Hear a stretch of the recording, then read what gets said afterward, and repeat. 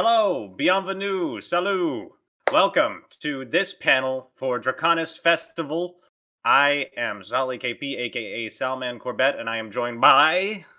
Brayden O'Boyle, otherwise known as Tabletop Tutor. So very nice to meet you, everybody.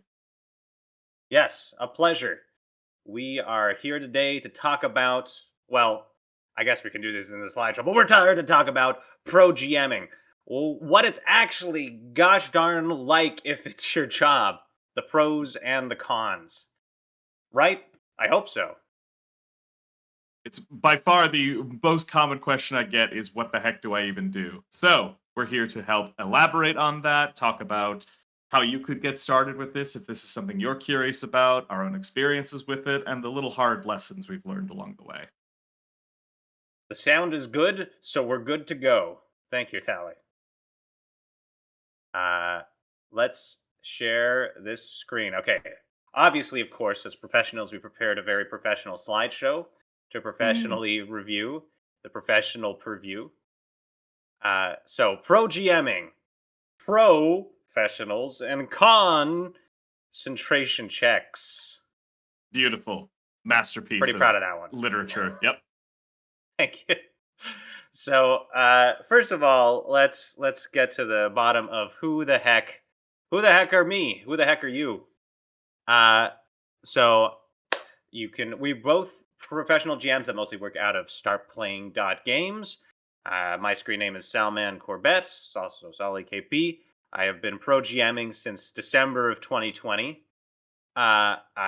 This is basically my total income is running games and also lately teaching other GMs through workshops and players, running role play, improv, blah blah blah, running Pathfinder and so on. But we'll get to that in a minute. What about you, Brayden? Who the heck are you?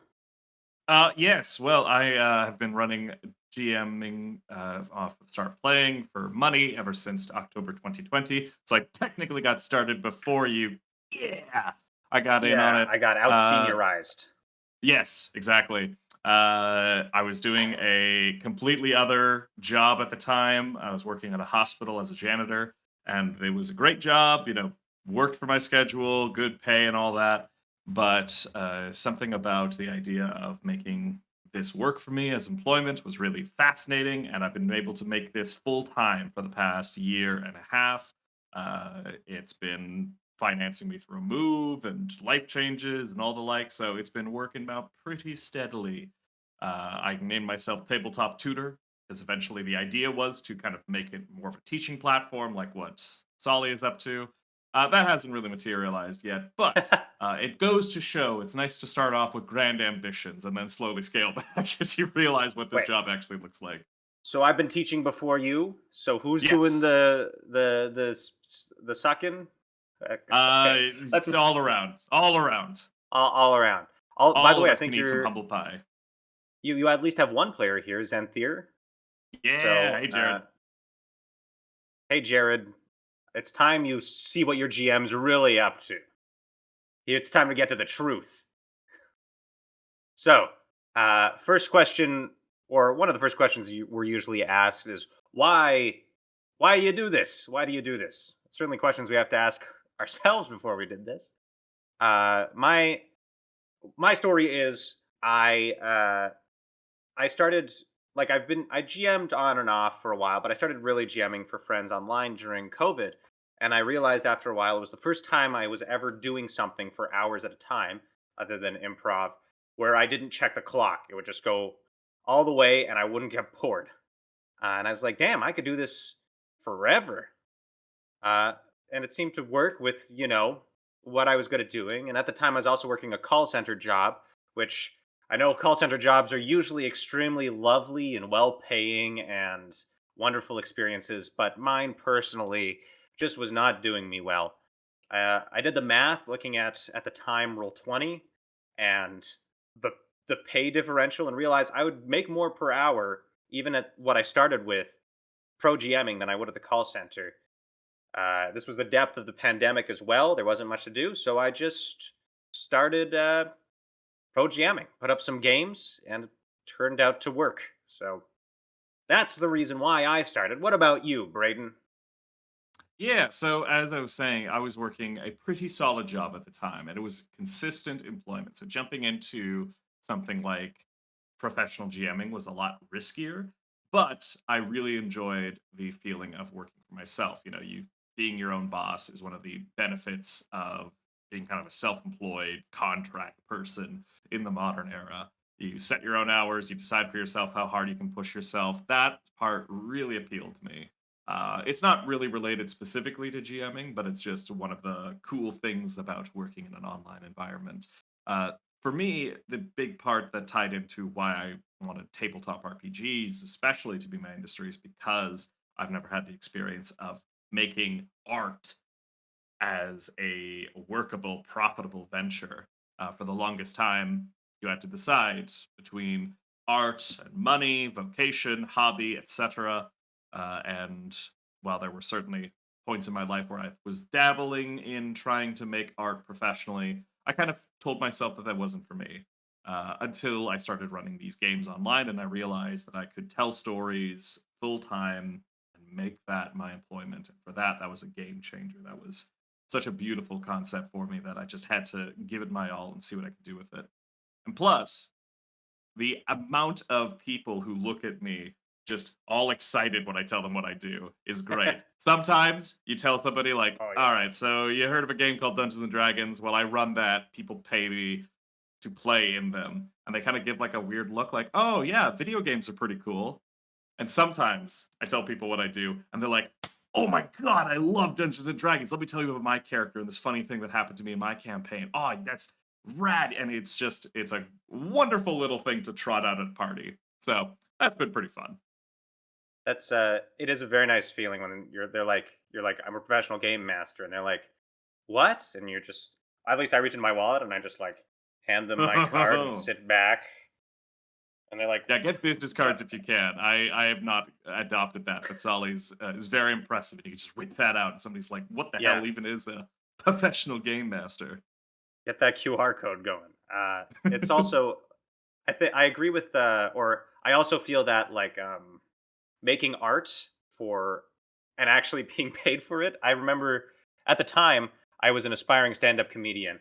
My recommendation to anybody watching this is to not try to do that. Uh, it's pretty cutthroat, but also Mhm.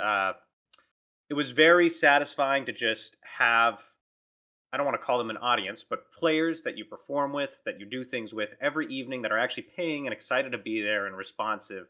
And after doing stand up comedy for so long and having that on and off, but it always being a struggle, just having that to come home to, I quit doing stand up like a couple months after I started doing this and have not looked back. I still do improv though. Oh yeah. Yeah. That's a professional development, break from the game, and just recreation all in one. No, it's all got to be about the hustle, Braden. You gotta the Oh, improv. It all sorry. works into the hustle. It's all about the hustling. That's definitely not why I took this job. Is to stop hustling. Yes, definitely. First tip from both of us is that if you want to get serious about running games like RPGs full time and do this a lot, having some form of improv background will help out. Doesn't have to be extensive. Or That doesn't have theater. to be your thing, but at least dabbling in it to get yourself familiar with sort of the basics of yes and working collaboratively, working with ideas. That stuff is so helpful, especially for this type of job.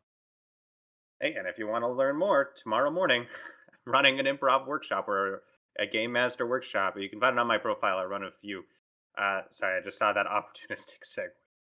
Uh, I thought but it wasn't all about any the kind of hustle, Solly. yeah, gotta hustle. Getting those workshops Oh, Tuesday evenings and Sunday mornings right now. Go check them out. We'll post the links later. For now, next slide. So you added this slide, Braden. So you should introduce it. yes. So, we run RPGs online, but what does that actually mean? If you're at all familiar with RPGs in the modern world, you know that in the grand scheme of online forums and virtual tabletops and the like, you've got a whole shit ton of options, and there's never been more products out there for you to choose from. However, there's one big mammoth elephant in the room that you have to work around, especially if you want to kind of run these professionally. D&D 5th edition is the most popular tabletop RPG of all time, and it is not just important in terms of a cultural lens, it's also important in terms of a business lens. It is by far the most common game that you can find online, and statistically speaking, it is the one you're going to run into more often than not if you're trying to do this professionally. However, that is something that we wanted to talk about because if you're just jumping into this and trying to say, all right, I want to professionally Game Master, I'm going to have to pick up the system where by far the most amount of players are available for. That's not necessarily the best way to do it. While Dungeons and Dragons 5th edition is occupying the lion's share of content out there, I haven't run a 5th edition game in basically 2 years. And I've been able to do that by having a good group of players that is interested in following me and working with me no matter what system, but also because I've managed to find a niche for myself, few systems that I run and know really well and specialize in. And when you do that, you're actually able to fit a part of the market that may be underrepresented in statistics like this. So, Dungeons and Dragons 5th edition, biggest game in the room. I run a lot of Pathfinder 2nd edition, which is way smaller, but does still have a significant basis. There's also Lancer, which is an indie RPG about mechs and human drama and just all sorts of fun, high concept sci fi. I run a few games of that, and I've been able to make those consistent and long term player endeavors. The point is, with this whole section of the presentation, is I want to stress you are not limited to just being forced to play D&D 5th edition. However, being able to whip out a 5th edition to game out of every now and again is probably still a smart thing. It helps get your platform off the ground. I think it just depends greatly on you as a GM, and Mhm. basically full agree. I was talking about this with Jean Sebastien during Le Panel Francais earlier, but we focus, especially when newer GMs or newer professionals, they tend to focus a lot on like how do I improve my price through quality and how do I increase the quality of my games. And what you come to realize over time is that the concept of quality is very subjective, especially in this line of work. And really, what makes you more valuable as a GM is not, I mean, obviously, run good games. You definitely Mm. should do that. And we do that, I swear. But I don't think I've run a good game since 2019. what you really want to do is find your niche because anybody can run Curse of Strahd. Lots of people do it very well. That's the most played game, I believe, on Start Playing, the most paid campaign of all time.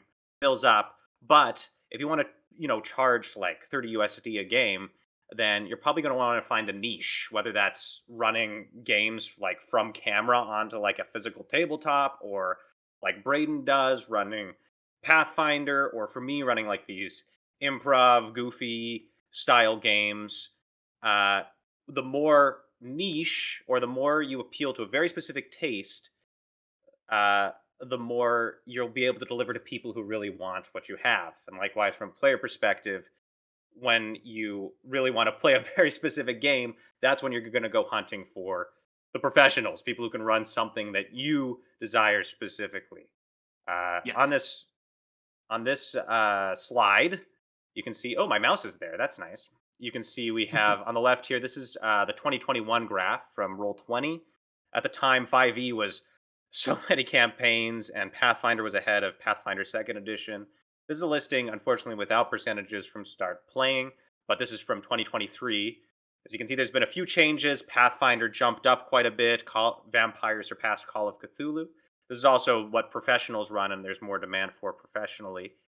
Uh, Vampire, for instance, probably requires quite a bit of expertise in terms of Mhm. acting or like role play. Uh, but you can see there's a whole variety of games here going down. Powered by the Apocalypse is kind of buoyed by virtue of being a bunch of different systems, but we have Masks here. Avatar's a little further down, not in this screenshot. Uh, there's a lot of options, and at least these top 20, you're going to find a lot of players for them. At the top here on the right, we've got Brayden's specialty, and here's my specialty games. Uh, and you can see there's a bit of overlap, but also we have our own things we specialize in as well. Yeah. One thing I also want to share is a recent thing I've been doing just for my own sanity is that oftentimes when you're running tabletop RPGs, the game itself dictates the sort of content that you're running and the experiences that you're having. So while you can stretch something like a fifth edition game into being either super mechanically dense or kind of very weird, sort of narrative indie stuff. Eventually, you are sort of telling stories in the same genre. And that can get really tiring, especially if you're doing this Yeah. full time and running, 6 or 7 games a week. So, one thing that I've been doing for myself is going out of my way to run new systems wherever I get the chance. Uh, I would not recommend doing this and asking for pay because when you are a newbie at something, you're going to be running into problems, and you don't want that quality of work to speak to the rest of your pedigree, as it were. But it's always worthwhile to still stretch your limbs, try something else out, grow more as a GM from trying out a whole different narrative, a whole different genre, different dice mechanics, whatever. You'll find something that you like, and you'll be able to walk back to your regular stream of work all the richer for it. I do not I think that you can do this for long without growing and changing as a GM. You got to be willing to try out new stuff all the time. you well said. Next slide. Next I slide. agree. Uh, all right. So these are the most common platforms for work. Uh, Start playing. Roll 20. LFG Premium is a place you can post a Reddit subreddit you can post if you're looking for new players, and obviously Discord is a good place to look for players. Uh, Brayden. Yeah. So platforms are going to be one of the most handy ways you can get yourself out there. While word of mouth could potentially work, and you have local events and players and wherever you're based that could potentially help buffer your attempts to get out there. At the end of the day, recommending platforms is the easiest way to go as far as getting your foot out there as a professional GM. Platforms dictate both the types of players that you'll find as well as the types of advertisements that you can put out. Uh, and they can vary. So I listed Start Playing, which is what both Sully and I kind of built our business off of because it was a platform that got a lot of eyes on it in 2020. It catapulted in popularity and it kind of structures itself almost as an Airbnb situation where the GM lists themselves out there and there's profiles and player reviews and the like, and it's designed to kind of cater around the GM first so that players know what they're interacting with. Roll 20 for the longest time did not have any sort of paid infrastructure for games. It developed one. And Roll 20 is a bit more Wild West in terms of what's Oh available out yes. there. Yeah. There's less focus on the GM themselves and more focus on the player, on the game listings.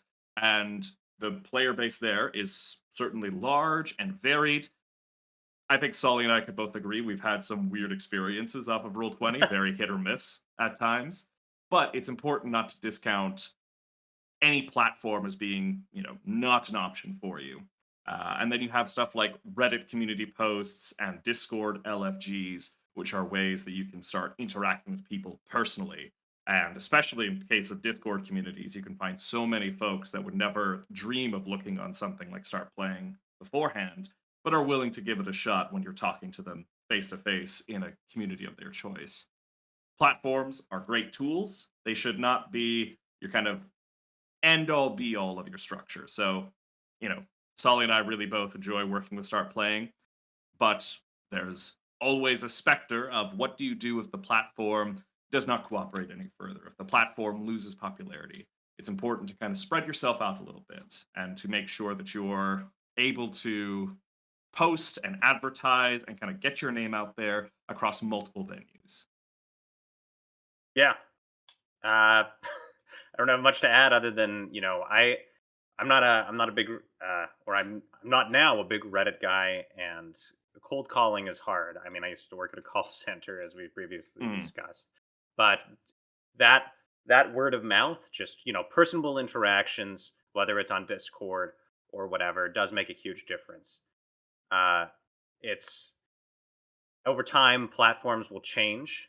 Start playing is getting harder to advertise on. It used to be you could kind of slide by just improving all the marketing possible on start playing, but it's a much more competitive environment than it used to be. So Mm. diversifying, finding clients in different ways, maybe even doing, say, a panel on Discord for Draconis Festival is a good way to find people. Uh, Yeah. Whatever you can And do. definitely don't discount local possibilities either. Sully and I are Yeah, both based in Montreal currently, and Draconis Festival is a really cool RPG festival that happens in the town both on an online event and at an in person convention in a weekend in October. And getting yourself out there is super important in all respects. And there may be resources, players, groups on in your local community that you can have a special connection with and able to kind of reach out to a bit easier by virtue of you can show up at their house potentially or run a game at a board game cafe and add that little personal flair. That is super yeah, important. I and remember getting hired for a birthday party where I was to show up and run a surprise game. I felt a little bit like the stripper, but it was a grand time. And I got to know some really cool people in my hometown at the same time as running a badass game of Pathfinder, and it was a good time. And by the way, shout out to Jean Sebastien of here in Montreal. He's located here in Montreal. He runs Atelier Fantastique, which does a lot of outreach for local events like that, local groups looking for people. He's a great guy, especially for francophones. Mm. Would recommend. You can find him in the Discord, like in this Draconis Discord, Atelier Fantastique. Go hit him up. And A local game stripper with shops. yes, If a you go stripper with to dice is a another stripper with thing you could dice, call yeah. us. Oh Yes. yes, I showed up and I was like, "Ooh, are you the birthday boy? Well, let me go ahead and get me a storytelling set up." It was great. But yeah, like if you have a hobby shop that you really enjoy and you see that they run games of D&D or RPG nights, ask if they're willing to, kind of have you show up and work there. Whether or not you volunteer your time and then use that to get clients, or ask if they're willing to collaborate. Oftentimes hobby shops will be happy to have any sort of recurrent businesses or clients show up day after day, and you could strike up some really good relationships in the business that way. Yes. Relationships, business, It helps. hustle. Sadly, networking is a part of this. Yes, networking is very important. Uh, okay, next thing. So, what's it actually like to do this as a like? What's our daily routine? What's the actual job like? Um, I figured it would the best way to frame this, at least to start, would be just to talk about like how much we do and what we do daily and weekly and so forth. Uh, so on my end, I do 15 to 25 hours per week running games. It varies a lot depending on, if this game is canceled and if we're running a one shot and so on and so forth. But that's about what you can expect at about 3 hours per game for me. And then I've also started, running workshops. So that takes up a bit of time. That's something I have to prepare for as well. I'm the improv guy, so I tend to do less prep than most GMs, but I still got to do a bit of prep, make sure things are running technically, making sure we're caught up on the session, and so forth. Uh, my understanding is about 30 minutes to an hour is the average for a GM, but I do about 15 to 30 minutes of prep per game. And then I do a bit of office hours as well per game. This is going to come up, at random every week. People will message me asking questions, wanting to clarify, asking if I can run this system or that. So you do a bit of office hour work, and then for me at least, I have what I call dedication time. There's going to be a couple days every month where I'm just going to need to sit down and put on a YouTube playlist and like set up a new game or write a new ad copy or get a whole dungeon ready. That's only going to happen a few times, but overall this leads to about an average of 30 hours per week of work in terms of actual daily schedule. I'll usually wake up around 8 or 9 because Mimi, my cat, wakes me up to go outside on the balcony. So I'll spend some time in the morning preparing and just relaxing because that's usually my longest time off. Then 1 to 4, I'll run a game, usually for a mixture of Europeans and people in North America who work night shifts. And then we'll take a little break there. And then from 7, starting at 7 or 8 and running for 3 hours, I'll run another game for people in North America who want to be there in the evening. And sometimes Australians who want to play at 8 a.m. for some reason. Uh, and Crazy people. that's, We love them. yeah, it depends on the GM. For me, right now, my days off, surprisingly, actually, very luckily, are Friday and Saturday. And we do like other things as well. Like I go and do improv, and I have a podcast or an actual play with Brayden on Mondays. But I work that roughly weekdays and Sundays. But Brayden, I know you have a slightly different schedule. Yes. So I've experimented a lot with different schedules and amount of games run. As I said, I went to full time about a year and a half ago, 2 years now. And what that meant for me was kind of going up to like 6 or 7 games a week. At times, I pushed myself even harder. My record was like 9 or 10. Uh, and the more games that you stack onto your schedule, the more money you make. That's good. But it is a question of what you personally can handle. That's part of the whole responsibility of being your own boss. You have to find out where your limits are and work around that. I found for me, 9 games a week, too much. I start losing a lot of patience with the games. I start approaching each one individually with less care than I normally do. And I've noted that the quality of them is just no longer what I feel consistent offering. And that's a hard thing to do. And that's a hard thing to kind of admit to yourself. But it is necessary if you want to survive. And this is not just for pro jamming, but any sort of independently led work. You need to be able to understand your limits and respect them. You Self can only negotiate. push your yes, you can only push yourself for so long before burnout hits. So right now, let's say that I'm running, 6 or 7 games a week. I run them for about 3 to 4 hours. I used to be running them for longer. I found that honestly, the quality of my games got better when I stuck them to 3 hours. It gives everything a zippy feeling and make sure that And people are there to play. yeah, the players also like most players after 3 hours, it starts going downhill pretty fast. Yes. It's a different thing when it's, in person. You guys have some snacks. There's some, it's nice kind of feel of like you can read the room a bit easier. Computer, face to face conversations, I find are super draining. So 3 hours is about the max for most that I've found, especially if adults have lives and children and families. Like Yeah. that is just absolutely not negotiable for like 5 hours of play. So 3 hours is the comfort zone. I take some time to prep each game. I find that I want to at least dedicate the hour leading up to it to kind of sit down at my computer, center myself, make sure I review my notes, prepare maps or the like. Uh, it depends on the game.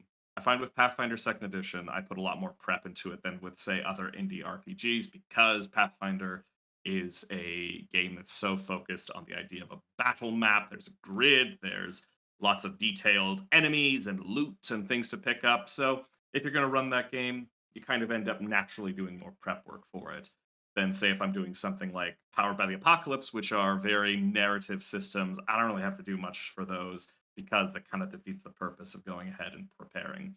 And so this is one of Yeah. those advantages of running multiple systems comes into play is that you can kind of stack your schedule with the high prep stuff and the low prep stuff and give yourself a nice little break in between all the other busy work that you're going to be doing. So overall, I would say that I work about the 40 hours per week, and it's a lot. Sometimes I find that even that is a lot of time for me to be sitting on my computer. But it also depends on when you're scheduling those. So as Solly was saying, you have to kind of figure out where you're going to be running your games and advertise around that. By far, most popular time is Eastern Standard evenings in kind of the North America region. That's where most players are searching. Those are going to be the easiest games to fill up. But I've had a lot of success filling up morning games for me because there's going to be people across the world that can make that time or people whose schedules line up. Again, if you narrow your niche, you can find players a bit easier sometimes than going for the kind of the bigger margins. And you have to know yourself. I can't do overnight work anymore. So I could theoretically Ooh, run a game at 2 a.m. Not going to happen though. yeah. I get cranky, I get sad, it messes up the rest of my life. No can do. I So think my you have to. landlords would not like that either. Oh yeah, yeah, yeah, yeah. I've living with people and working from this type of job means a lot of just they can hear you chatting, and sometimes it's Yeah. fun. I'll have my roommate tell me like, "Oh my god, I heard you last night. You were like having some sort of exorcism. You were screaming in tongues." Like, yeah, don't worry about it. That was the game. Uh, you don't necessarily want to explain that to all of your neighbors at 4 a.m. why that was going on. It's yeah. I I have I I like my schedule, I think, with the 1 to 4 and 8 and on, lots of time in between, and I don't annoy my neighbors. Uh, all right, next slide. Pricing, right. So, the I think we kind of discussed this before, but price in this economy in this market, and we this is a very subjective commodity that we're providing, Hmm. and it's not necessarily based off of perceived quality, but based off of niche and availability. Basically, you know how much you can charge for a thing, which is how actual markets work. Uh, and that depends on the time slot and what system you're running and what the particulars of that system are and what clientele you already have and even what safety tools you're providing. Mostly though, and especially it is just that time slot and that time and that system are the most important to most players. And then everything else just kind of follows as more niche things. Right now, I charge 20 to 30 USD depending on the game and who my clients are. And I base my pricing right now off of uh, who's going to join my games. The hardest seat to fill is always the first one because that's the least likely game players are going to join, is one where they see nobody else is going to play. So I approach my players who I already have, and I'm like, do any of you want to join this game if I ran it at this time? And I look at how much they're paying now. I kind of guess if they'd be willing to pay more or not, and then I list it at that price, and it kind of just evens out to this level that I'm at now of 20 to 30. Uh, but a lot of GMs will use different ways. Brayden? Yeah, so I started at 15 per player. That seemed about right to Hmm. me starting off. And it took a lot of time before I felt comfortable kind of raising my rates. And what kind of did it for me was going out and experiencing other pro GMs and Yeah, figuring out sort of what else is offered out there. yeah, Because, it can be hard to judge your worth in a vacuum. You do need to kind of have a bit of understanding of what else is out there and what other experiences are around. I've played in some other Pro GMs uh, sessions where I've been blown away by what's on offer, and I've been able to incorporate that into my own games and able to kind of raise what I thought was the quality. I've had some other experiences where I walked into a game and I felt pretty confident that what I was offering was about commensurate with what they were doing, if not more, and thus kind of adjusted my value accordingly. very It polite way of putting that. is yeah, it's a little hard to raise rates over the course of something like running tabletop RPG campaigns because in some sessions you're having campaigns that have been going on for years and you just can't justify running it anymore at that lower rate when you know you're worth something else. I have lost players because they were no longer able to afford what I was offering, and that sucks. That sucked really hard.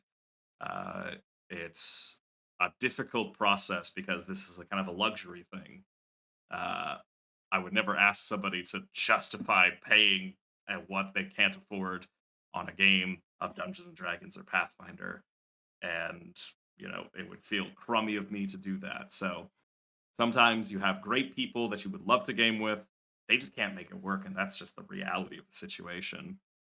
What I would like to offer as a piece of advice is that I found that stable clients are more valuable than a seat filled on a momentary day. So, if you can, be flexible with people.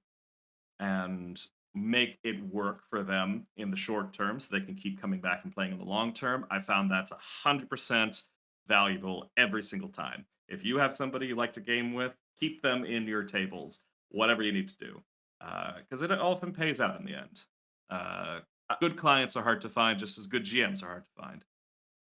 100% agreed, and I do the same thing. If you have a client or a player that is awesome, but they've just hit hard times or whatever, I always tell all my long-term players, if this ever happens, please just let me know. I would be happy to like offer a discount or even free games if that's what makes it work for you, because I know you're an awesome player and I would rather have you stick around than roll the dice Mhm. with somebody new, even if they're paying more. Yeah. And then one final thing on this subject, because of course the idea of setting your rate is a hard one. How do you judge and feel comfortable establishing what you're worth? Uh, I found that for me, the way that I thought about this best was I didn't want to price myself at what I was going to be willing to settle for. I priced what myself at what I ideally like, because as long as it's not a unfathomably stupid number, I will charge $1 million for each player that jumps into my game. As long as it's something that you feel you're worth, people are generally willing to kind of jump themselves into that. They were willing to find the rate that works for them, and as such, never kind of undersell yourself if you can afford it. We have a question here. We'll do a Q&A afterwards, but I think this is a Yes, good question to insert here. absolutely. Don't want to interrupt the flow of conversation. Don't worry. But as a pro GM, have you considered picking up a mercenary player to kind of inject new life or direction into a table that is losing interest? Basically, getting like paying a player to jump in a table. Um, I don't think I've. There's a very common like that. All the pro GMs have like the start playing Discord and usually a few other communities where we might draw from other pro GMs to basically be seat fillers to come in and fill a seat and maybe stick around if they're good and enjoying themselves. I've never paid somebody to play in my games, but if I could afford it, I totally would pay an anchor to be in my games. That's how important that is. So I have considered Mhm. it, but it just doesn't work economically. Yeah. I mean, if you think about it, having a free seat in a party that is otherwise filled with playing players is sort of like paying for them. You're kind of Yeah. nixing that opportunity to get paid because you know that this person will help contribute an anchor, the kind of conversation. I find that sometimes I get surprised by player groups. I've started out campaigns where I start gaming with a group of people, and I initially was like, I don't know. It doesn't feel like we've got a lot of verve or interest, or like the rhythm is all off. And sometimes I've considered in that case, oh, I might need to kind of draw in other players. But I've honestly found that sometimes just sticking with it and finding out what works for that group and giving time for those sort of familiarities to build is more helpful than anything else. It oftentimes a lot of these groups are full of total strangers and they might need time to just kind of feel comfortable with each other. And unfortunately, there's not much more that you can do other than be a welcoming GM and giving them lots of opportunities to speak to build that comfort. Some of the times it is just time. So I tend to be pretty patient with my tables and kind of give myself leeway to kind of understand where they're at and play accordingly. But absolutely, like having a veteran client or player that you know really well or you're confident in to jump into a table that is kind of flagging, if that's what you need to kind of give that table a little bit of extra pump up, works great. It's more of yeah. I shouldn't. I should say I haven't had to do this lately, thankfully, because I have these days a loyal player base who are happy at least one or two to jump into a new game, so I don't really need that seat filler. And a lot of the time, when you take on a seat filler, they'll over time either have to go do their own obligations, or they'll enjoy themselves so much they'll offer to start paying anyways. So I actually haven't been in a situation where I've had somebody be in a free seat for more than like a couple sessions before they either move on or offer to pay. I think it's just Hmm. kind of a thing that naturally happens as well. Hmm. Yeah, it's a great question. Thank you, Xander. Uh, Next thing, what is the hardest part? Uh, I would say all the non-GMing things. I think pretty much all pro GMs do this for a living because we really like doing the GMing. At least I do. I know that for a fact. Uh, I So the hard part is, the non-GMing things. First of all, like the marketing and ad copies, and that kind of is fun sometimes, but it also is work, and you sit down and you got to dedicate time. You can't just enter flow like you do when you're GMing. And also the moderating player relationships and having explicit conversations at tables when you need to. That's work, and it's Hmm. important, and it can come out feeling very good, but ultimately, that's a very hard part of the job, is being able to handle the emotional labor of the table. And also the other hard part is just the natural business side of freelancing, the figuring out like finances and doing your taxes Doing and taxes. figuring out business expenses and dealing with the bank, and trying and getting healthcare or whatever, especially if you're in the United States. That's hard. That's just hard stuff. That's a natural consequence of just being self-employed, but it is tough. And I think that's for a lot of people, that's actually the make or break. Hmm. Brayden? Yeah, in regards to building off of that, yeah, the problem with freelancing is part of the joy of freelancing is that you get to be your own boss. But it does mean that you're your own boss, you're your own employee, and you're your only colleague. Uh, there's not a lot of GM arrangements I've seen that do what we do kind of as a team. There are teams that exist out there. And certainly I've seen more kind of springing up, whether based at game shops or online communities like this. But in a lot of cases, you're going to be the only person that you're really working with. And I found after a while that I started getting really lonely during my work because I was the only person I was working with. I was the only confidant that I had. And that was something that was hard to deal with. You have to get comfortable with just working in silence and kind of being isolated and talking to your computer for hours at a time. Uh, it's hard. You got to fill up your life with a bunch of community and people outside of things, I find, in order to keep justifying coming back to the laptop.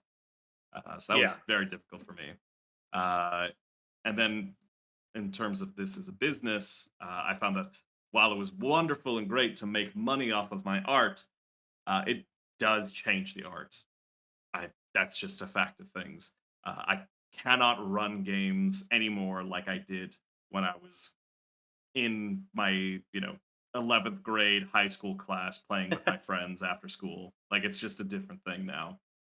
My clients are not my friends. My clients can be friendly, but they're not my friends. That's certainly a relationship you can cultivate. But for me, the emotional burden was too much if I invested myself in clients and games as if it was, just doing it for the love of things. So I do have to draw that line between people I play with and my work. And in doing so, it kind of helps you survive. It does suck because you want to have as much fun as you can at the table. And oftentimes those lines get blurred anyway because you're all just having a good time and you get to know each other and you get familiar. That sort of thing happens. But you do have to kind of keep yourself focused on the fact that this is a job. It's a very fun job, but you do need to treat it as a job or else things get messy really quick.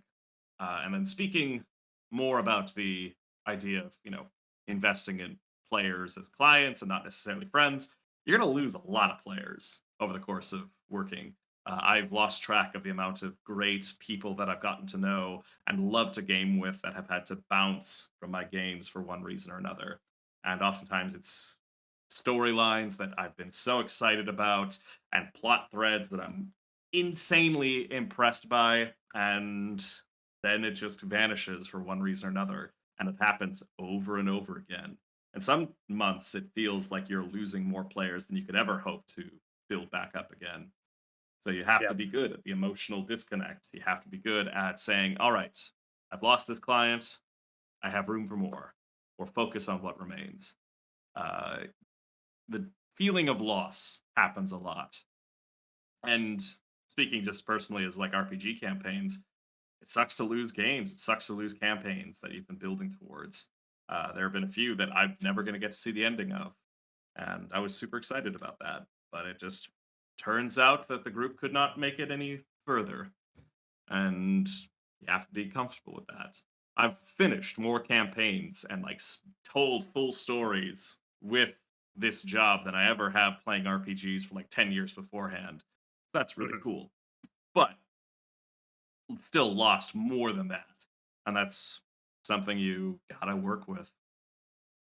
And that's the hard players to lose aren't like the problem players who you're iffy on and then they leave in a great hullabaloo, but the ones who you've had for a long time, but they just can't stick around anymore. I'm ending a Spelljammer game that's been running for 2 years next month because one of my players is having a baby. Congratulations for her. That's great. She'll be Mhm. might be back in the future, but like that's it. What can you do? Yeah. It's one of those things where you can kind of get really lost and down in the depths because it's like losing a friend. But you can kind of focus on the fact that this is also your job. This is a client relationship. I find, a lot easier to kind of build yourself back up from that. And making room for new stuff all the time is very helpful too. You're constantly starting new games, constantly finding new groups because that's the way to survive. Uh, yeah. It's boundaries. Important. Yes.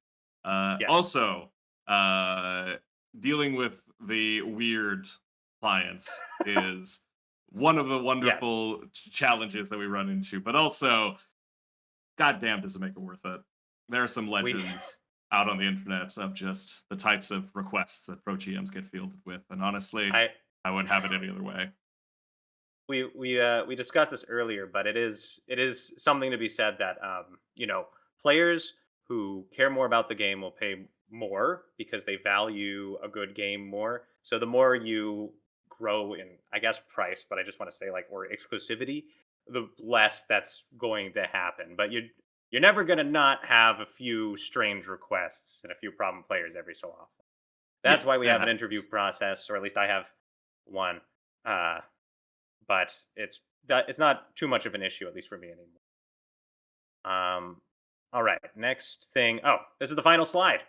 Yes. Braden I added just this one. wanted yes, I just wanted everyone to remember, please do your taxes. This is coming from a personal thing. I did this for a year and forgot entirely to budget for taxes. Don't make that mistake. That's a dumb thing. But if you can do it, the rewards are nice. This is my cat, Kato.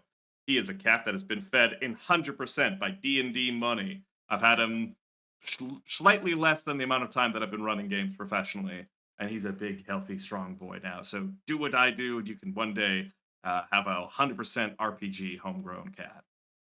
Yes, feed them dice. Feed them They'll grow. dice.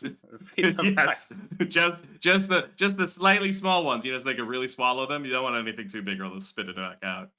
Um, Yes, do yes. So I suppose this is our question and answer period now.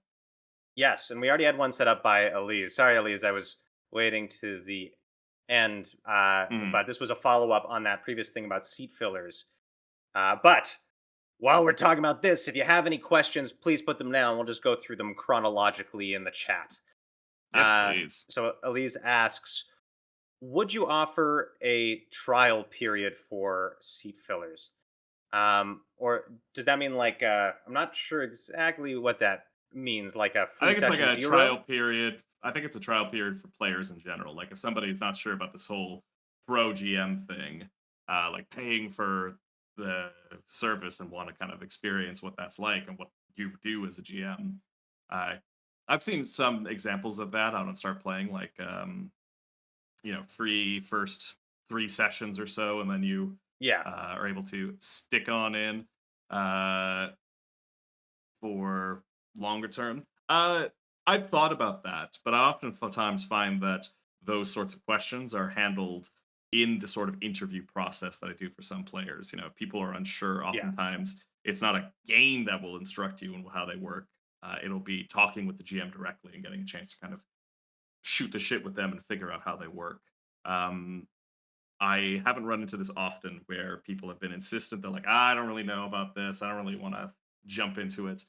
Um, but it's certainly something that you can offer if you're comfortable with kind of that arrangement. Keep track of that. I used to offer free first sessions for players, and I found, anecdotally at least, but I did it for a long time and then stopped doing it. It made zero difference for retention, for recruitment. It's just as important to a player to know if the game's good is to me as a GM to know you're already dedicated to playing this game. And just as you said, Brayden, all of those, managing expectations and making sure it's something that they want to play, that's something as a pro you should hopefully be handling ahead of time by making it clear in your ad copy, by doing interviews, especially if they're joining an ongoing game, so that it's never actually a surprise. And to be honest, I've never had a player after I stopped giving free session zeros be like, after one session, be like, "This wasn't what I expected. I want my money back." That's just Yeah. never happened to me because you take the time to do that. Yes. That's also one of the reasons why we charge per game, per player, instead of doing any other sort of pricing arrangement. Is that you want people to pay for just the thing that they're sitting down to consume that day. So they're sitting down to play in that game that day. You give them a solid session. If they disagree, you're able to refund them the price for that session. You're not dealing with any other sort of weird financial kerfuffles that can come up. Like Yeah. memberships or paying in advance for like X amount of sessions. We just do it where you show up, game for the day, and if you don't like it, hit us up. I have not ever run into a situation where somebody was, demanding a refund and somebody refused to offer it on any sort of online GMing thing. We're people. Yeah. That's the benefit of a client like this is that you can kind of just talk with the person directly. I have had times in the past where I've been like, "Okay, this isn't going to work out. I'm going to refund you for this session. Please Mm, go." Thankfully, that doesn't really happen to me anymore, thanks to all of those things we talked about in mm. interviews and so forth. But I've never seen it the other way around. The Yeah. next question is weirdest request for a table that you declined, and why is it my request for MLP with turtles? There actually is a guy who runs Pony Finder, Mm. David Silver, just saying, on Start Playing, if you really want to play MLP with turtles, he's the guy to hit up. That is a Uh, frankly impressive amount of dedication for that system and work into it. Like it's very well fleshed out. Highly recommend. I Yes, it's impressive. As for me, the strangest request I've ever gotten, um, it would be it would be it was a solo game.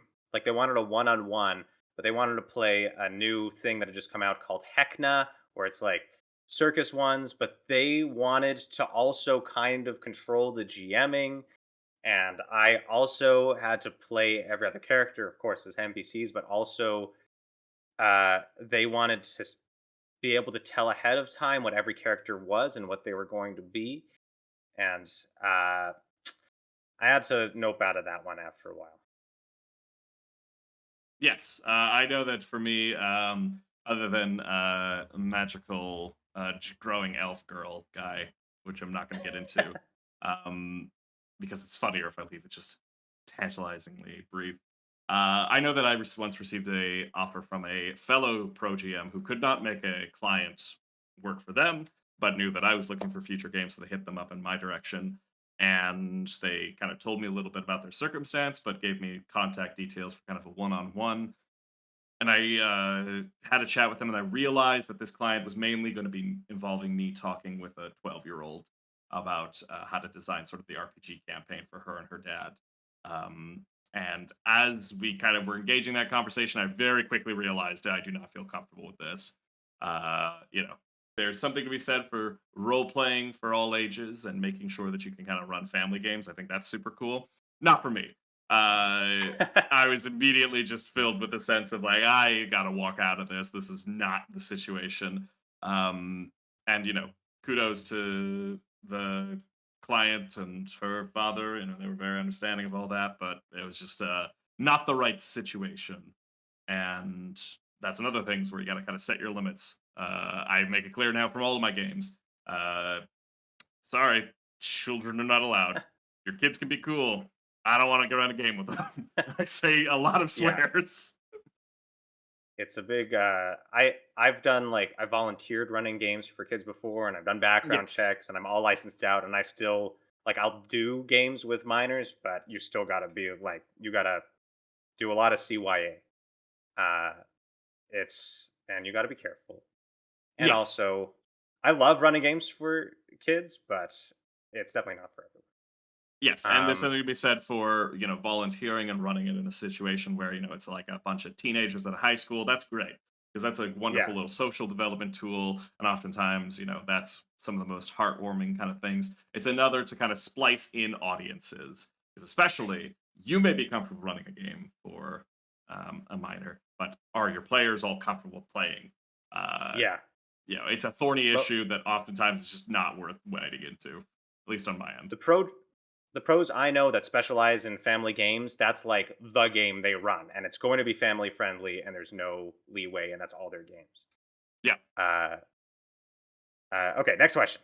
How do you promote in-game interaction slash role-playing development for new players, or even for a new GM trying to really get into your game? Uh, well, I run workshops. uh, this is like my specialty is teaching people how to role play. Um, but when it's just like a new person joining a game, I think the most important core things are.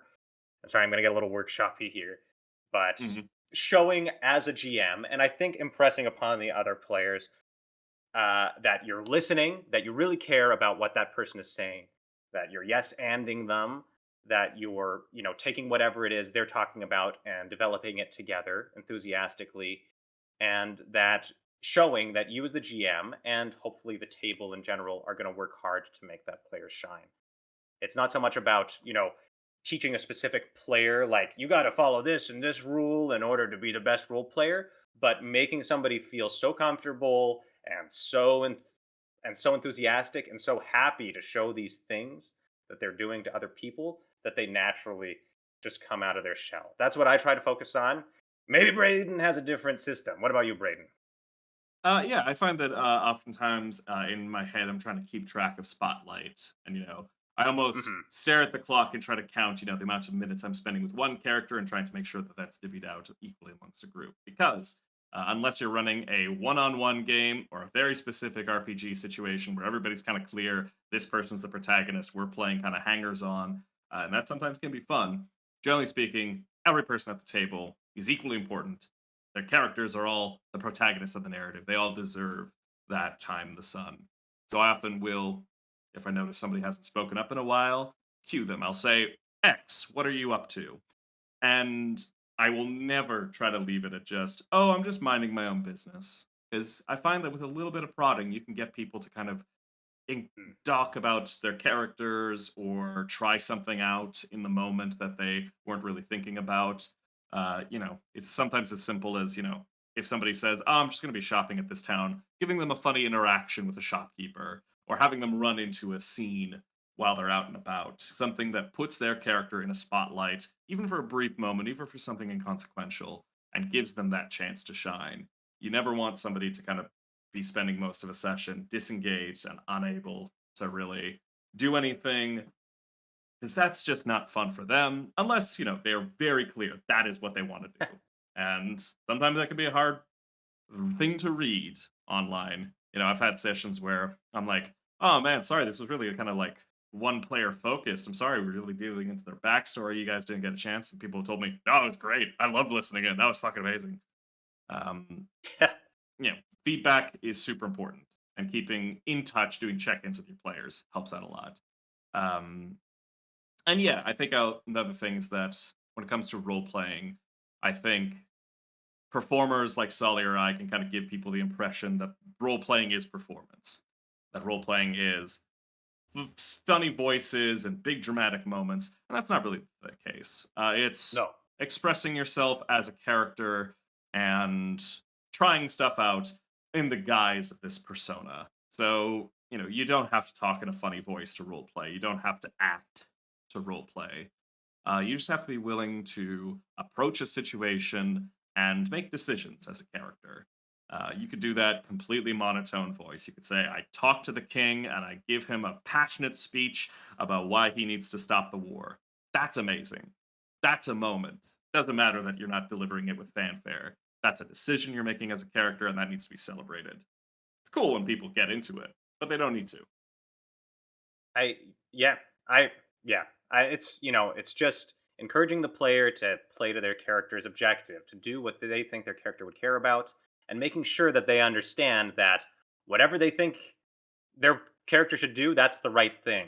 I think that's where a lot of people get caught up and get very anxious and nervous about role playing their character. Is like, oh, is this voice right? Is this decision the right one? It's your character, it doesn't matter. And that also applies to GMs. As long as you're playing an NPC or whatever character to what you think they should care about, that's what matters. And that's easier said than done. And I've definitely, in the past, I've seen players struggling and literally taken them aside in calls and been like, hey, I see you're having trouble with this character. Do you want to talk about it? Do you want to, figure out what it is your character cares about? Here's what I like about your character. I think I want to see more of this. I thought it was awesome, and the other players liked it. Uh, and also, working off what you said, Brayden, doing stars and wishes at the end of every session, or any kind of feedback mechanism of like, I really like this. We wish we could see more of this, and putting that to every player not only helps the players, but also helps you as a GM and your self esteem, and the imposter syndrome that can come when you don't get that feedback. Uh, and also, um, the framing of like, oh, this is going to be our episode about this character, and that's okay. This character is the protagonist of this session because this is the thing they're confronting, and just openly acknowledging that when Mhm. it's important for a character, I think that does wonders for helping players understand, the spotlight or however you want to frame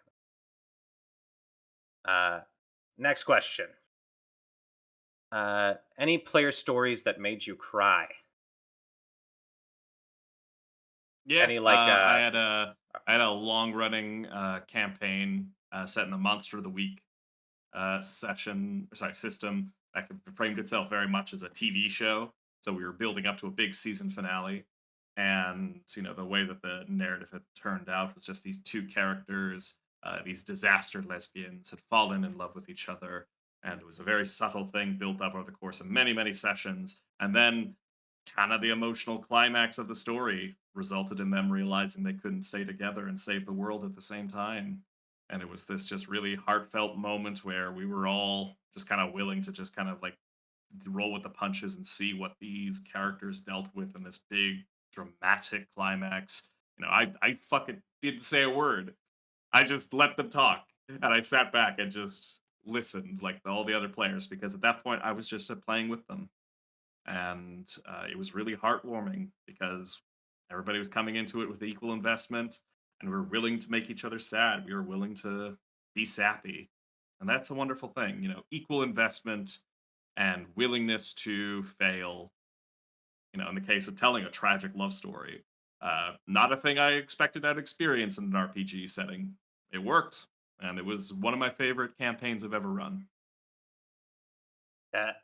Uh, in a, in a similar vein, my homebrew campaign, or the one I ran for a while in 5e, I've run it 3 times, and the players have the same patron anytime. His name's the professor, and he talks like this, and he's very excitable. And the players over time grow to really enjoy his presence because they're with him for like 2 years as they travel through their world. Uh, and then at the very end of the campaign, spoilers, he has to go. Like he's gone, he's leaving, and he has this very. Uh, it's just happened every time that he's had these moments where I have him approach every player every player character and be like, Caius, you've grown so much since we began this adventure and blah, blah, blah. And every time I'm so surprised by, the players after such a long campaign giving back with like this like goodbye professor stuff. And they usually start crying. And then I start crying. And then we cry together. And it's this Beautiful. goofy skeleton man, giving roleplay chats, and we're all crying. And it's happened 3 times, and every time it's a beautiful moment. Lovely. Uh, Next question. On the opposite end of the spectrum, funniest improv moment you came up with on the spot. God, that's a tough one for me. I got a lot to review in my head for that one. Yeah, You got one, I Brayden, on the spot? I don't really hold on to any of them as like the funniest because like it's kind of just the funniest in the moment, then it dies Yeah. down. I think my favorite character I ever came up with on the fly was Luster, the talking gem. It was a shining jewel of brilliance from a 5e game that the player characters found stuck in a random pillar. And I just decided that the character was going to be Regina George, but stuck in a rock. And so it was very fun to just all of a sudden slip into this very camp, very catty character just out of nowhere. I was like, this is who I'm playing. And then it was just like immediately like a hit with the players. They wanted to talk to Luster all the time. I wanted to be Luster all the time. Uh, it was also at a time in my life where I was kind of feeling out my queerness a little bit. And so all of a sudden I was just like playing this like drag queen character. I was just like a talking gemstone. I was like gem of brilliance. And I was just having a lot of fun with it. So that's probably one of my favorite sort of accidental discoveries made in the midst of a RPG campaign. Oh, Luster. Yeah, I think the funniest moments aren't or the ones that make you feel the funniest and laugh so hard and remember them for a long time aren't the ones that are like objectively the funniest, but are the ones that you just do something and then you just yes and back and forth with the players until it just becomes something ridiculous, usually a character voice. Like with one there was one group of players I had for a long time, and we they were like, "What's in this chest?" And I was like, pods, iPods." And they were like, "iPods?" I'm just like improvising, and they're like, "What do they have on them?" And I'm like, "The most recent podcast from Just Rogan." And they were like, "Just Rogan?" And then I just had an NPC cut in and be like, "Oh, I love Just Rogan. You know, he's advising the king Yeah. along with Jester B. Peterson."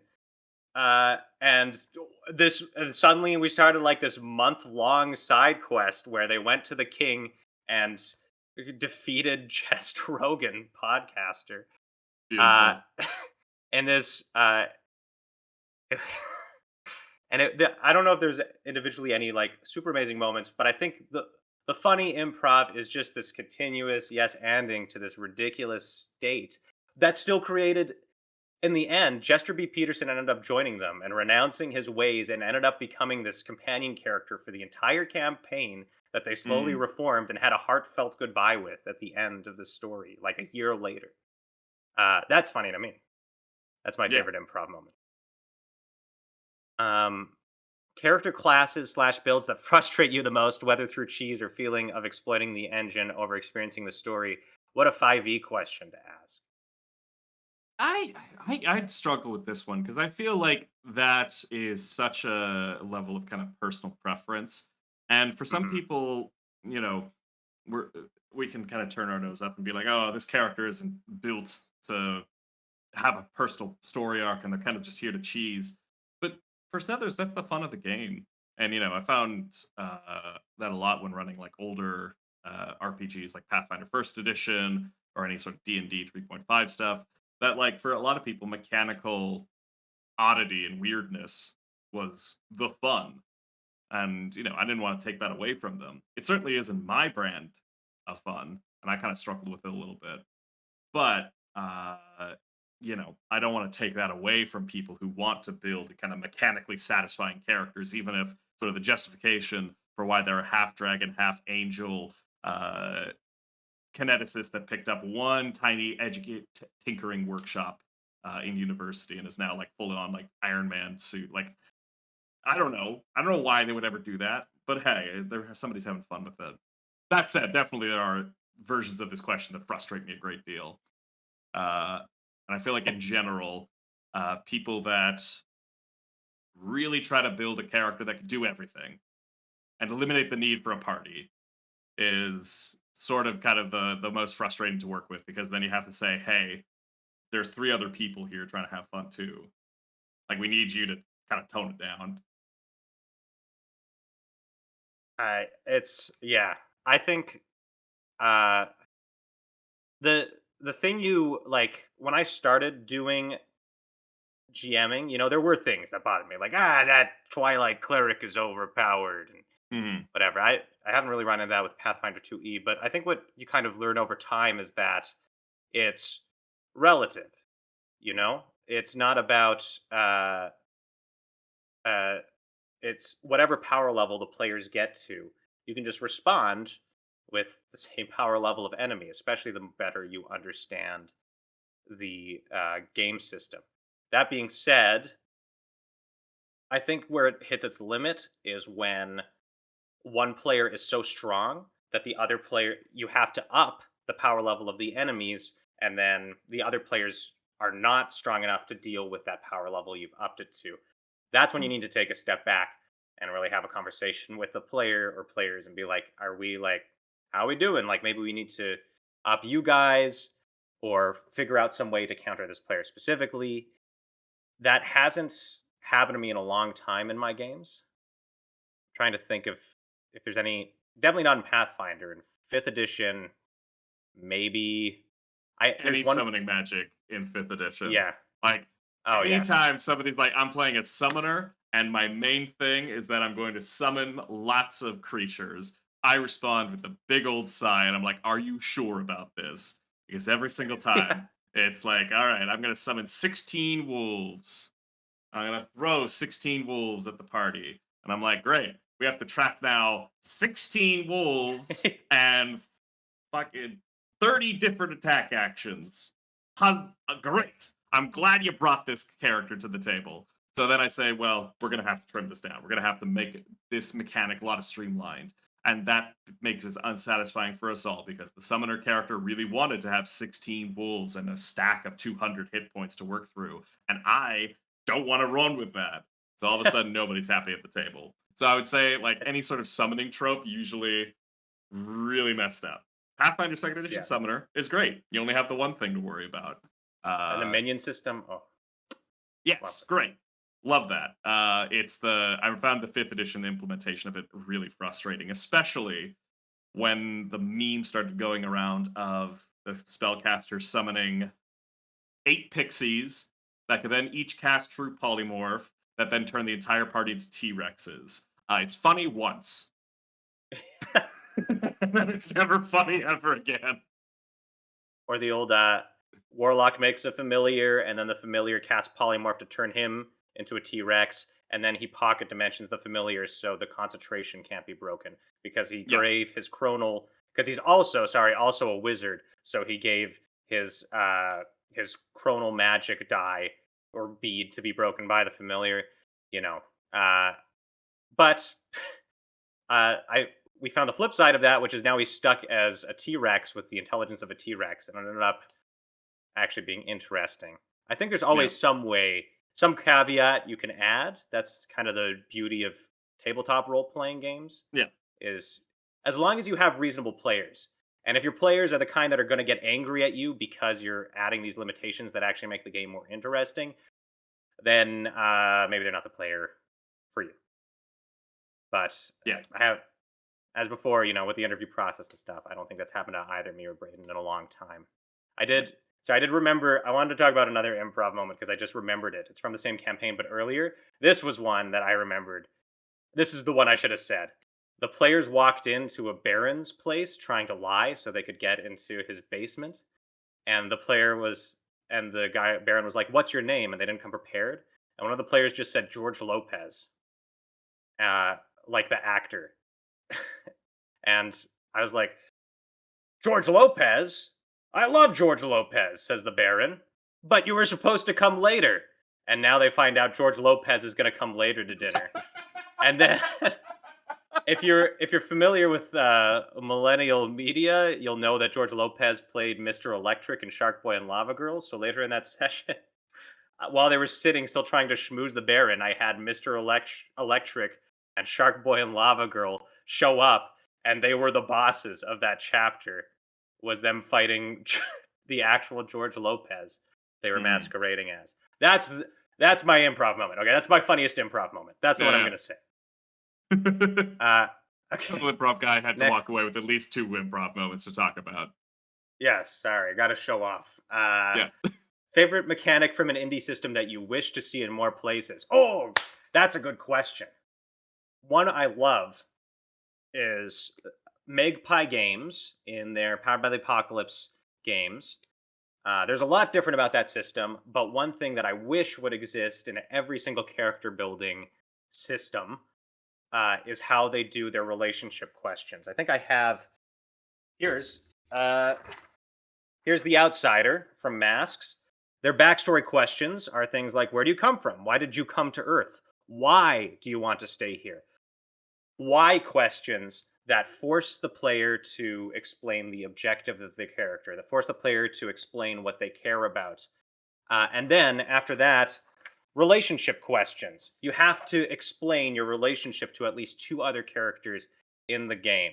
And that does so much in generating initial role play, improv, whatever you want to call it, that just would not exist otherwise. And it's such a, I just think it's such a dropped ball if you look at like the backstory questions in 5e or even Pathfinder, that they don't ask those things specifically. That's what I want to see Yes. more of. Yes. I think in general, a big, deep backstory is not nearly as interesting to me as coming to the table prepared to answer kind of the big questions of why are you doing this? What's your story? And how do you know these people? You know, you can have a 8-page backstory, but if the character doesn't interact with the rest of the party, it doesn't have any meaningful sort of ways to work in a story in the campaign, doesn't really Yeah. matter. My example for favorite mechanic from an indie system is Forge in the Dark's flashback system, Oh, uh, which is just magnificent for streamlining play. Uh, Anyone who's played any tabletop RPG knows the scene where the party sits around a map and they're like, "How do we do this?" And they debate for 2 hours about how they want to approach this. And, "Oh, okay, we need to purchase this equipment, and we need to go ahead and talk to these guys." And so much setup can happen. That can be fun if you're interested in it. But what I like about Forged in the Dark and its flashback system is that it encourages a cinematic brand of storytelling where player characters are assumed to be competent and intelligent and they think about things beforehand, even if the players don't. So, by spending a resource called stress in the midst of play, you can rewind the clock and showcase how your player character actually came up with some plan beforehand to deal with the exact problem they're facing. One of my favorite examples of this is when a player character got abducted by gangsters. And the gangster's leader was sitting across from him in the carriage. He had goons on either side. He's like, "You've been sniffing around the wrong neighborhood." And they pulled up beside a bridge, and then like the gangster leader pulls out a gun and he prepares to shoot you in the head. They're gonna dump your body off the bridge. What do you do? And that's when the player characters are like, I flash back to reveal that I'm the driver of the carriage. And it's like all of a sudden a whole Ocean's 11 style plot twist occurs where everybody retroactively reveals that this has been their plan all along. And it was beautiful. And I think flashbacks in general can be used to get away with a lot of the whole anticipatory fatigue that sets in with RPGs. You cut straight to the action, and then you backsplain from there how you dealt with whatever problem. I think every RPG would benefit from that. on adding on to that, I've started running Eat the Reich, which is it's a game where you play vampires and you're dropped into Paris and you kill Nazis by drinking their blood. And it's made explicitly to only be 3 sessions long, and you play specific set characters. But it has every session you get one free reroll by doing a flashback, and it makes you roll on a table for the flashback. But I've literally just started implementing that in my normal games. If a player's like on the edge of death and they're failing their last death save or whatever once a session, I will be like, "Do you want to reroll? We're gonna do a flashback," and then we literally go back to, whatever their driving purpose is or some other emotional moment, have them play through it, and then we go back to the present and they re-roll. Yeah, just having those emotional flashbacks as well for moments of high tension. I would love to see that more and more games. Mhm. Um, There's the also Zip. I haven't got a chance to play with it myself, but in 13th Age, there's a 13th Age is a sort of D20 light game where it's a mixture of like D&D's 5th edition and 4th edition, and there's a little bit of everything mixed into there. And one of the prime mechanics of the game is the icon system, where the player characters start the game with concrete relationships to these many powerful figures that exist in the campaign. And I like that a lot because it kind of starts everybody off on the same foot. You know, we're not scrambling to find new characters and who's going to be the main players of this narrative. You know, we're not scrambling about for investment in a story featuring a big bad. I can start up a group at 13th Age. They give me their icon layer relationships, and they've decided for me that the Lich King is going to be the villain of this campaign because that's who they were interested by. And that just gives me right away all I need to know to run the campaign. Yes. It's great. Sometimes limiting player options is actually conducive to better stories. Because if everybody's scrambling about and everybody's got their own individual arcs that they're rolling off of, and everybody's got their own ideas as far as what this campaign's going to be about, it can kind of be a bit of a mess. But if you kind of narrow it down and give people something concrete to work with, you can come up with some really interesting sort of developments that occur. Limitations are the birthplace of creativity. Now get out of here, Mr. Workshop. Okay, next question. Differences in play between your French and American audiences. Well, I don't actually run any French games. I'm pretty sure Brayden doesn't either. Mon I français do n'est pas not. bon. But maybe we can twist this question a little bit because I do run a lot of games for Europeans, Hmm. particularly people from the Netherlands. For some reason, really like my games. I don't know why. Uh, I think my what I have noticed is that North American players, the ones in my evening slots, tend to be they're more like chill. They're like, I'm gonna hang out with my friends and we're gonna, play this game and joke around. Whereas my e- afternoon players, my European players, tend to be quieter. They tend to be more focused on the story of the game, and they tend to kind of take my lead on things. I have no idea if that's universal, but that's just my experience. Yeah, I unfortunately can't really attest to this question because I don't really notice any noticeable differences between French or American audiences or European and American audiences because, first of all, America is such a broad label anyway that it really doesn't mean too much to me because I run into gamers from all sorts. I will say, when I was first starting out in online RPGs, the number one place for most of my players was Texas. And now in 2020, the number one place is Florida. So I can comfortably say that hurricanes uh, produce a lot of people who want to game online.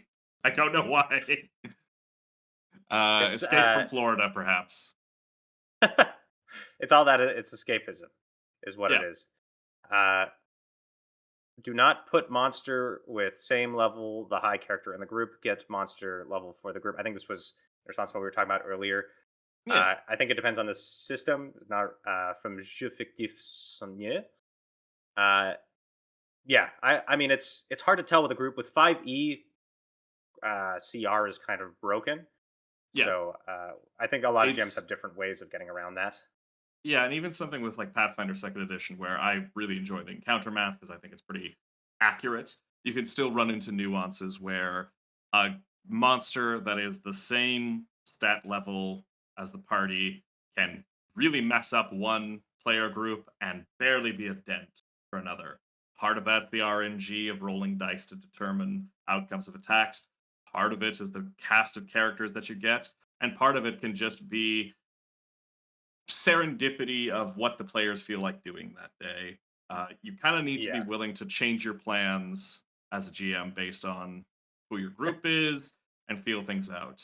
This happened a lot with the very first iterations of the Pathfinder Second Edition adventure paths, where it's a new system and the encounter rules put forth a lot of extreme or severe monster encounters that ended up being really overtuned.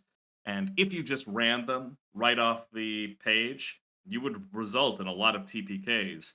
So you have to be willing to kind of feel out the encounter and realize when things are going south. You know, this is something that all GMs do. Don't lie, we all do it, we fudge. and fudging is not bad. Sometimes it's great to Hey, commit to the hey, rules. I I don't fudge rolls, but I do sometimes fudge HP.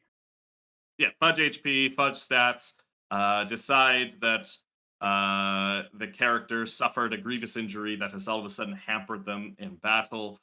You know, it sometimes is the most Or seamless, but you're I think the keeping up the most fun. I think the most common fudge is actually changing the behavior of the enemy, making them Yes, target specific people. Yes. yes.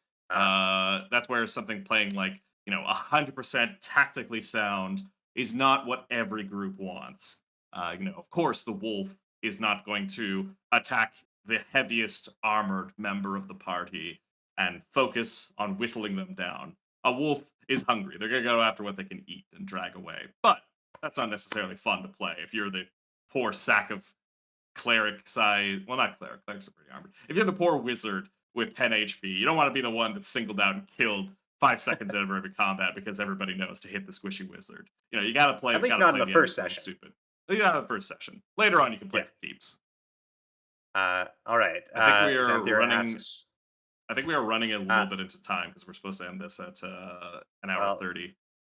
Elise said an hour 30 to 2 hours. So why don't Oh, we, 2 hours. whatever Cool. questions were asked, we'll do the cutoff here. Thank you for all your questions. We'll answer these questions and then that's it.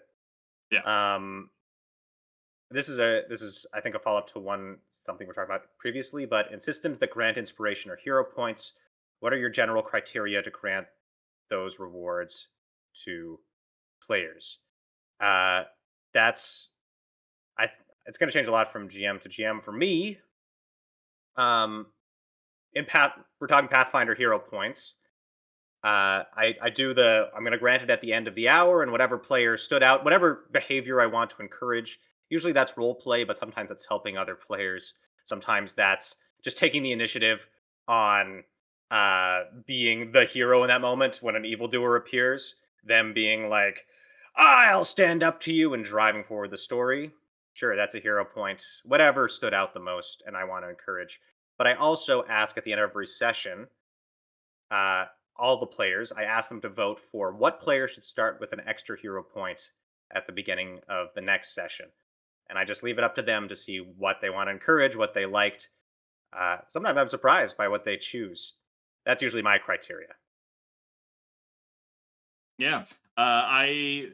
I'm really bad at this, I'll be honest. I will oftentimes be so like locked into what's going on in the session or my planning or like looking at my notes in preparation for something that's happening in 30 minutes from now that like I'll completely forget to award inspiration or hero points. It just kind of it's a thing I'm bad at.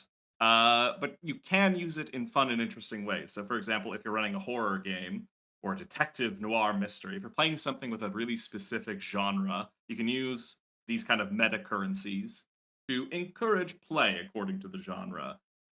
If somebody's going off Mhm. to investigate the spooky basement alone, and that's obviously a stupid idea, but you're telling this type of story where that sort of thing happens, you can use these meta currencies to kind of encourage play along those lines. Um, and yeah, I also do what Solly does, and sometimes award the power to give these points over to the players because I often find that's more fun. Is when somebody Mhm. steps in and goes, I will spend a hero point to make sure that Y gets a chance to seduce the king because I think that'd be fun. It's a way for players to back each other up and say, This is what I think is fun. I want to encourage you to do this. Um, and sometimes I'm just like, the idea you gave me sounds so good. I wanted to succeed. I will just give you a hero point right now if you spend it on this thing. Like, please do. Like, sometimes I'm just so excited by what they've suggested that I don't care that that's against the game balance. I just want to see it work. Yeah. Yeah. Something. Oh yes, just a hot tip for all GMs watching: if you're running Pathfinder and Foundry, Pathfinder PF2E Workbench, the module specifically has a hero point reminder and distributor system that will go off once an hour if you set it to do that. Yep. I would highly recommend because otherwise I would give maybe a quarter of the hero points I do, but make sure I do it at least every hour, and it's kind of made it pretty consistent. Yeah. Uh, the next question is most used accent used by players in your tables. I think they mean like accents for characters. Yeah. Most players I have don't use accents that often, but if they do, it's usually either just a generic English accent or a Scottish because they're playing a dwarf like this. Yeah. Yeah, I mean, I think it's definitely a mixed bag because sometimes you run into people who don't want to do accents. I've gotten players who are like professional voice actors, and so they sit down Mhm. to start running it to a character, and I'm like, holy crap, I have to work against this. Like somebody who's just really in character, and they get up close to the mic, and all of a sudden they're really ASMR podcast guy, and I like can't compete. Um, One thing that I always stress for people is that I really love to run games and settings in stories where it's not a traditionally white or Western perspective. Uh, Mm. I stress for players, please do not attempt those accents. Like, if I'm running a story set and inspired by medieval Japanese aesthetics, I've sometimes run into players who start being like, "Well, what kind of accent do I do for this?" Don't like just talk as you would normally, because accents can oftentimes be the tipping point from representation to caricature. Um, and honestly, an accent is the least important part of what your character should be. It can be fun. I do accents all the time for my guys because that helps me kind of get into sort of a fling with them and you can differentiate one character from another. But, never do it to the point where you can't keep it up because nothing's worse than floundering with an accent and just like having to give up entirely. And hey, if you want to talk about voice acting and accent specifically, this Tuesday evening is my voice acting focused workshop, where we specifically go over different pronunciations and what's actually important when it comes to doing a voice. So check that out Tuesday evening. My thing Hmm. on my thing. Okay. Next, next question. Woo, Texas represent. We love tropical storms, don't we all? Most regretted house rule. For me, that would be implementing initiative and masks for like 2 sessions. Never again. Terrible Hmm. idea. Do not recommend. It is just the system is not built for that, and it wasn't fun, and it didn't make for good pacing. And I think it's better just to negotiate it out with the players than trying to make something ordered in a game so focused on telling a story together. Yes, absolutely. Initiative works in a board gamey fantasy skirmish game that is just one step away from being Warhammer minifigures clashing into each other, which Pathfinder and D often are. Just doesn't work for any other situation where like it's supposed to be fluid. It's supposed to be kind of flexible. But I think a lot of people are scared to abandon initiative. They're like, well, if there's no initiative, then how do I know when it's my turn? You kind of have to encourage people to listen to each other and It's build up. anarchy. Well, that's the point. It's supposed Yeah, to be anarchy. yeah, We rule. yes. So oftentimes people struggle to put initiative into systems where it's just not meant to work that way. Most regrettable for me is for the 3 years that I ran a fifth edition pirate game. I ran through like four different ideas of how to do a ship combat Oh. house rule, and my players literally never touched it once. No matter what iteration, they never got into a situation that were like, we want to use the cannons and shoot somebody. Because as soon as they got into combat with naval vessels, one of them was like, hey, I do the control water thing where I create the divot, the ship falls down, and then I close it up again. There ain't no house rules for that I was willing to write up. Like, that's just no. Uh, and I realized that at some point there was just no worth in trying to come up with a system that my players didn't want to interact with. And that's sort of a hard lesson to learn, but sometimes the little kind of cutesy ideas or mini games you come up with are just not things your players want to interact with. So what's the point of them being there? If it's just for your engagement and just for your enjoyment, it shouldn't be at the table. Yeah. Agreed. And who needs rules anyways? Exactly. The rules Yes. are just there to get people to pay for our improv workshops. Yes. That's, that's really what they are at the end of the day. Our one person improv show. Yes. And if you're not watching, then you're not watching. There's Uh, there's a rhyme mm, there. Uh, anyways, I think that's it for the questions. Fudging roles and being Yeah. adaptable answered my question. Great. I'm glad. Thank you for responses and info. Great. I'm glad. That's it. Any closing remarks, Braden? Just this has been a very rewarding part of my life, and it's had its ups and downs. And there are points where I was really, frustrated with this career, and I wasn't sure about what I wanted to do. But it has ultimately brought a lot of uh, wonderful moments to my life, and it's been a worthwhile use of my time. So if you're interested in doing this, I say 100% go chase it, give it a try. It doesn't have to be a forever job. Probably isn't going to be mine. Probably isn't going to be Solly's, but it is a worthwhile time. Yes. It's fun, it's rewarding, and it's hard. And it's not for everyone, but it could be for you. Yeah, So, first step's always the hardest. Uh, and cool. we hope this was educational or informative Yes, or whatever.